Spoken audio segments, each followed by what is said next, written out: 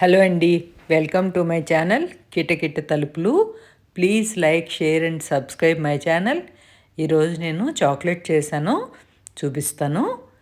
ఇది మనం ఇంట్లో చేసుకుని ఎవరికైనా గిఫ్ట్ కింద తీసుకెళ్ళాలన్నా, గెస్ట్లు వచ్చినప్పుడు డెజర్ట్ కింద, డిన్నర్ లంచ్ అయిన తర్వాత సర్వ్ చేయడానికి ఎలాగన్నా అప్పటికప్పుడు చేసుకుని యూస్ చేసుకోవచ్చు.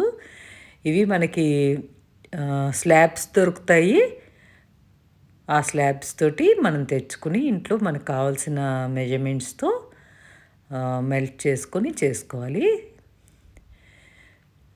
ఇది white chocolate, dark chocolate, milk chocolate 3 రకాలు స్లాబ్స్ దొరుకుతాయి. 400 గ్రామ్స్, హాఫ్ కిలో అలా స్లాబ్స్ దొరుకుతాయి. మనకు కావాల్సింది వాడుకుని మిగిలింది ఫ్రిడ్జ్లో పెట్టుకోవాలి. ఇది నేను ఇప్పుడు డార్క్ చాక్లెట్, మిల్క్ చాక్లెట్ వాడి చేస్తున్నాను. మిల్క్ చాక్లెట్ ఎంతైతే తీసుకుంటామో అందులో హాఫ్ డార్క్ చాక్లెట్. ఇది మనం చాక్లెట్ చేసినప్పుడు మనం వాడుకునే సామాను అన్నీ కూడా డ్రైగా ఉండాలి. అస్సలు తడి తగలకూడదు చాక్లెట్కి. మనం కరగబెట్టుకునే బౌల్ ఏంటి, స్పూను, నైఫ్, చాపింగ్ బోర్డు అన్నీ కూడా డ్రైగా ఉండేలా చూసుకోండి. తడి తగిలితే పాడవుతుంది chocolate. Half block dark chocolate వేసాను అంతే. మనం 1 బ్లాక్ మిల్క్ చాక్లెట్ వేసుకుంటే హాఫ్ బ్లాక్ డార్క్ చాక్లెట్ అనమాట. మామూలుగా చాక్లెట్కి ఇది మంచి వెదరు. అక్టోబర్ నుంచి ఫిబ్రవరి వరకు కూడా చాక్లెట్ని ట్యాకిల్ చేయటం ఈజీ. అంటే వేరే సీజన్స్లో మన చెయ్యి పెడితే వెంటనే కరిగిపోతుంది. ఫ్రిడ్జ్లో, రెఫ్రిజిరేటర్లో అంతే టెంపరేచర్ కంట్రోల్లో పెట్టుకోవాలి. ఇప్పుడు ఈ సీజన్లో అవసరం లేదు, మనం బయటైనా ఉంచేసుకోవచ్చు అనమాట.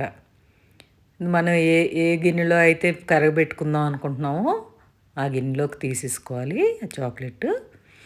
ఇది నట్స్ అరేంజ్ చేస్తున్నాను మోల్డ్లో.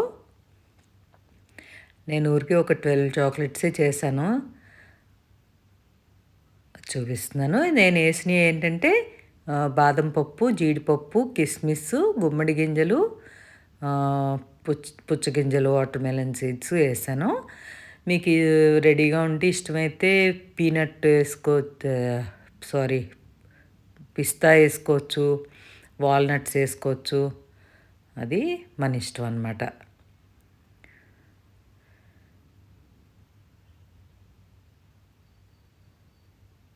అన్నీ ఇలా సెట్ చేసేసుకుని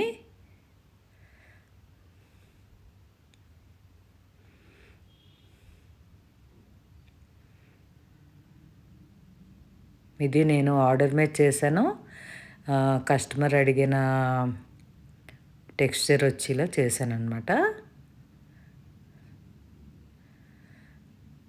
ఎక్కువ రోజులు చాక్లెట్స్ మనం స్టోర్ చేసుకోవాలి అనుకున్నప్పుడు, ఎక్కువ క్వాంటిటీ చేసినప్పుడు నట్స్ ఒకసారి డ్రై రోస్ట్ చేసుకోండి. ఇప్పుడు మనం ఏ గిన్నె అయితే కరగబెట్టుకుంటున్నామో దానికంటే పెద్ద గిన్నెలో వాటరు వేసుకుని మరిగిన తర్వాత ఆఫ్ చేసేసుకోండి.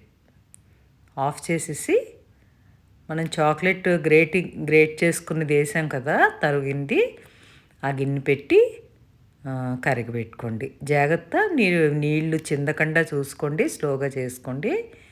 మనం మైక్రోవేవ్లో అన్నా చేసుకోవచ్చు, నేను డబుల్ బాయిలర్ చేస్తున్నాను. ఆ వేడికి కరిగిపోతుంది అనమాట. ఇంకా బాయిల్ అవుతూ ఉండక్కర్లేదు వాటర్. కింద గిన్నె కూడా తడి తుడిచేసుకోండి. తడి మళ్ళీ మన నట్స్ మీద అయ్యి పడి ఛాన్స్ ఉంటుంది.